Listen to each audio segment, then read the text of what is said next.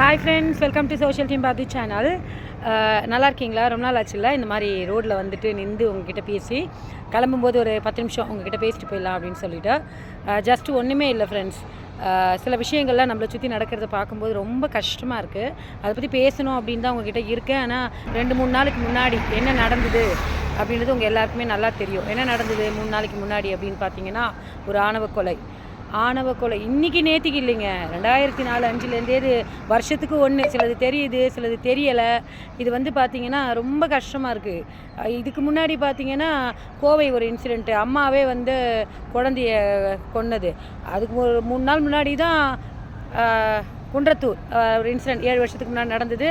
அந்த தாய் அப்படின்னு சொல்கிறவங்களுக்கு ஆயுள் தண்டனை கிடச்சிது. அந்த நியூஸை கேட்டுட்டு மூச்சு வாங்கிறதுக்குள்ளே பார்த்தீங்கன்னா கோவையில் ஒரு தாய் வந்து குழந்தைய கொண்டாங்கன்னு.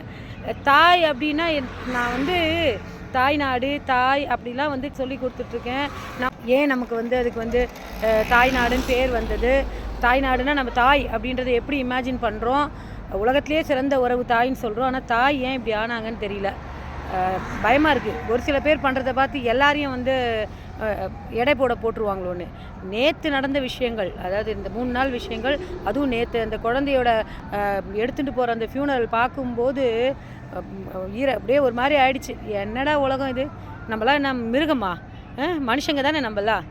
மிருகமாக வாழ்ந்துட்டுருக்கோம். உணர்வுகள்லாம் இல்லை. என்ன நடக்குது இங்கே? ஒன்றும் புரியலைங்க. பாரதியார் சொன்னதெல்லாம் என்னது, சாதிகள் இல்லையடி பாப்பா இல்லை தாழ்ச்சி உயர்ச்சி சொல்லல் பாவம் அப்படின்னு பாரதியார் சொன்னார்ல.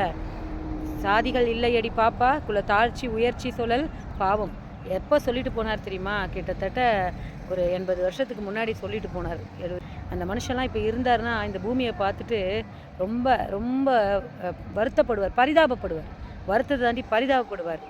எப்படி வரணும்னு நினச்ச இந்த சமுதாயம் இப்போ எப்படி ஆயிருக்கேன்னு அவர் வந்து பாசிட்டிவ் கவிதை எழுதின மனுஷன் நெகட்டிவாக தான் இப்போ எழுதுவார்.